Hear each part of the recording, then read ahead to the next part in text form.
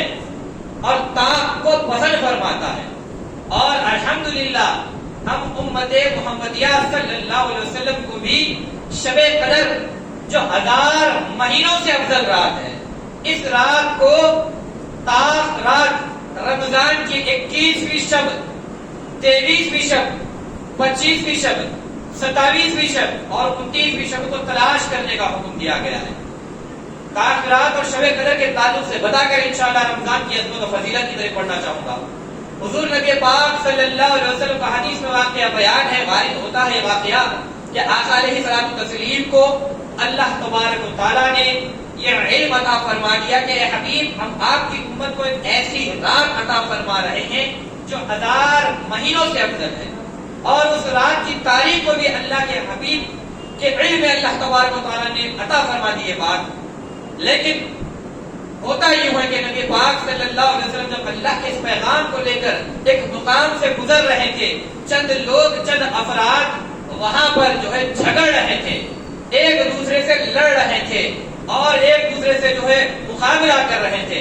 حضور نبی کریم صلی اللہ علیہ وسلم ان افراد کے درمیان سے جیسے گزرتے ہیں، ان کی لڑائی اور جھگڑے کا معاملہ رفع دفع ہوتا ہے. اس کے بعد اللہ کے حکم، اللہ کی مرضی اور اللہ کے منشے کے مطابق اور اللہ تبارک و تعالیٰ کی حکمت کے مطابق یہ نہ سمجھیے گا کہ میرے آقا علیہ الصلوۃ والتسلیم کو علم نہیں ہے، بلکہ نبی پاک صلی اللہ علیہ وسلم کو تو ایسا علم ہے. آپ نے گزشتہ تاخیرات میں فرمایا کہ ساری دنیا کو نبی پاک صلی اللہ علیہ وسلم اپنی ہتھیلی میں جیسا رائی کے دانے کو دیکھ سکتے ہیں، ویسی ساری دنیا کو آپ صلی اللہ علیہ وسلم دیکھ سکتے ہیں. ہمارے حال سے واقف ہے آقا، ہمارے مستقبل سے واقف ہے آقا، اور ہونے والے باتوں سے واقف ہے، ہو چکے والے تمام باتوں سے واقف ہے. بروز حشر میں کیا ہوگا، کون کون جنت میں جائے گا، ان تمام چیزوں سے واقف ہے میرے آقا. اور دنیا کی ابتدا کہاں سے ہوئی، اللہ نے سب سے پہلے کسی چیز کی تخلیق فرمائی، وہاں سے میرے آقا ہر چیز جانتے ہیں. تو بروز حشر کون کون جنت میں جائے گا، کون کون جہنم میں جائے گا، ہر چیز کا علم اللہ تبارک و تعالیٰ نے اپنے حبیب کو عطا فرما دیا.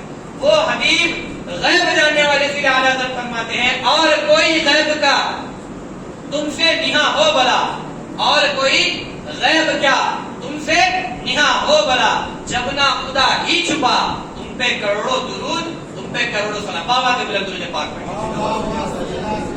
حضور نبی پاک صلی اللہ علیہ وسلم جب ان افراد کے درمیان اس معاملے کو رفع دفع فرما کر اپنے صحابہ کے درمیان آتے ہیں، اللہ کی حکمت کے تحت آپ صلی اللہ علیہ وسلم کے دماغ سے اس بات کو اللہ کی حکمت و منشا و مرضی کے مطابق یہ حکم ہوا کہ 21، 23، 25، 27 اور 29ویں رمضان کی پاک راتوں میں شب قدر کو تلاش کیا جائے.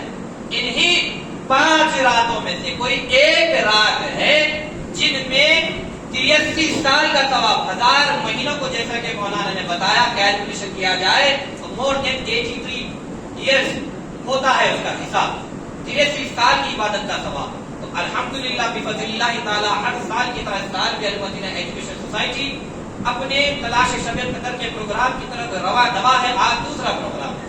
چنانچہ میں آپ کے سامنے رمضان کریم کی عظمت، فضیلت اور برکت اور اس کی جو خصوصیت بیان کر رہا تھا.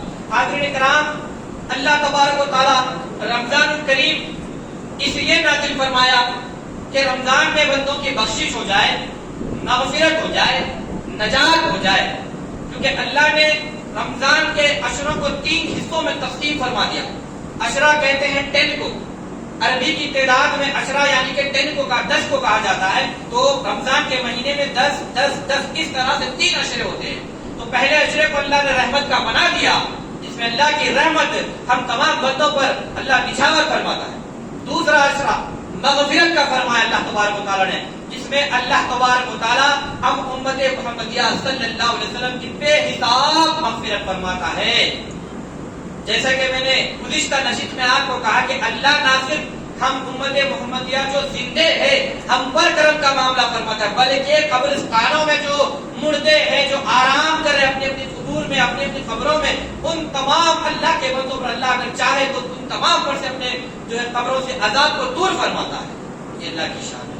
اور تیسرا عشرہ اللہ تبارک و تعالیٰ جہنم کی آگ سے رہائی دینے کے لیے فرمایا ہے. اس آخری عشرے میں جتنا ہو سکے اللہ تبارک و تعالیٰ کو راضی کرو، جتنا ہو سکے رب ذوالجلال سے توبہ و استغفار کرو. یہ وہ گھڑیاں ہیں اوقات ہے، یہ وہ لمحے ہیں جس میں اللہ تبارک و تعالیٰ تمہاری سننے کے لیے بیٹھا ہی ہے، وہ اپنے رحمت کے باب کو کھول دیا ہے۔ جہنم کے دروازے بند ہو چکے ہیں، آسمانوں کے دروازے، جنت کے دروازے کھل چکے ہیں، توبہ کے دروازے کھل چکے ہیں۔ اللہ کی رحمت کا جو سمندر ڈھانٹے مار رہا ہے، اللہ کی رحمت کی جو ہے بارش برس رہی ہے۔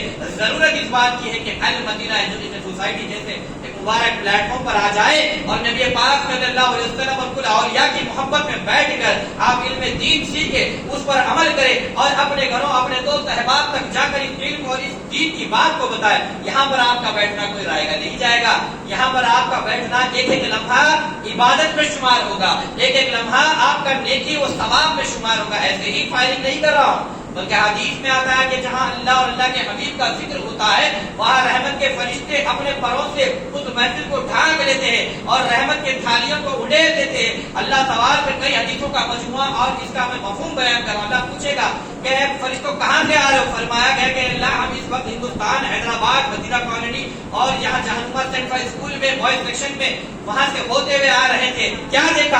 تیرے کچھ چند مخلص بندے ہیں جو تیری محبت میں، تیرے حبیب کی محبت میں تاخیرات کے پروگرام کو کر رہے ہیں، نیکیاں حاصل کر رہے ہیں، عبادتیں کر رہے ہیں، نمازیں پڑھ رہے ہیں، قرآن کی تفسیر سن رہے ہیں، احادیث نبوی صلی اللہ علیہ وسلم کا علم حاصل کر رہے ہیں، اچھے پیغام کو لے رہے ہیں اور جنت و جہنم کا ذکر کر رہے ہیں۔ اللہ فرمائے گا کیا انہوں نے جنت کو دیکھا؟ فرشتے کہیں گے اللہ ان بندوں نے جنت کو نہیں دیکھا۔ اللہ فرمائے گا گواہ ہو جاؤ، مدینہ کالونی کے اندر، سینٹ فائز بوائز سیکشن کے اندر جو بندے تاخیرات کے پروگرام میں من جانب جو المدینہ ایجوکیشن سوسائٹی جن کا انعقاد عمل میں آیا ہے، جو بندے یہاں تشریف لائے ہیں وہ خالصتاً اللہ کی محبت میں، اللہ کے حبیب کی محبت میں آئے ہیں اور ان پہ دین سیکھنے کی محبت میں آئے ہیں، اور جو ہے 83 سال 1000 مہینوں سے زیادہ عبادت والی جو رات ہے اس رات کی فضیلت کو پانے کے لیے آئے ہیں اور جنت کی لالچ میں آئے، جنت کی خواہش میں آئے کہ اللہ فرمائے گا گواہ ہو جاؤ اے فرشتوں، جتنے لوگ یہاں پر اس محفل میں شامل ہیں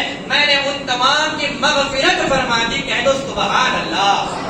اللہ فرمائے گا میں نے نہ صرف مغفرت فرمائی بلکہ ان تمام پر میں نے جنت کو اپروو کر دیا، سب کو جہنم کا حقدار و مستحق اور سب کو جنت کا مستحق، سب کو جنت والا اور سب کو جنت میں نبی کے پڑوس کا مقام پانے والا بنا دیا۔ کہہ دو سبحان اللہ۔ یہ وہ مقام ہے عزیز اکرام۔ آپ یہاں پر ایسے ہی نہیں آئے ہیں، آپ رمضان کی خصوصیت جانے۔ رمضان کی خصوصیت کو حدیث میں اس طرح بیان کیا گیا جیسے تمام مہینوں میں رمضان افضل مہینہ ہے، اسی طرح تمام مخلوق میں اللہ تبارک و تعالیٰ کی رحمت بڑی افضل ہے، اسی طرح تمام مہینوں میں اللہ کا مبارک بندوں کا جو مہینہ ہے